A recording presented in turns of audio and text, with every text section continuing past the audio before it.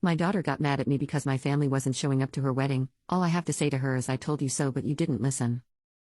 About 2 years ago, my brother, my nephew, and my mother were in a car accident. My mother passed instantly, my brother and nephew passed away the next day. My family was relatively small, consisting of only me, my husband, daughter, parents, brother, wife, and 2 nephews.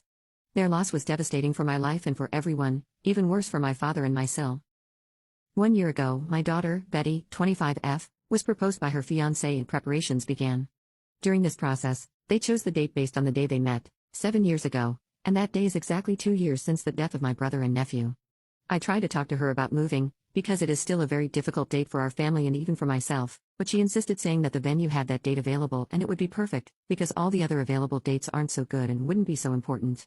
I respected her decision. Recently, she sent the invitations to everyone and, as I predicted, my nephew, 24M, and my father responded that they would not attend, and despite not telling her, my father and Sil told me that the date choice was sound an offense to them. I decided to remain neutral at some point. I confirmed my presence and my husband.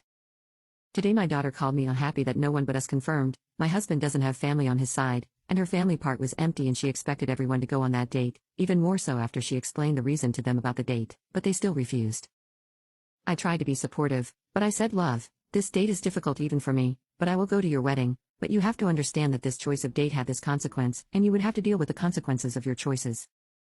She exploded at me, saying that everyone was against her. It's not her fault the dates coincided and everyone could make an effort to go a few hours for her, but they decided to just not go, and I was basically saying I told you so. She hung up without me answering, and we still haven't spoken. My husband said he understands me, but I should have stayed away from it.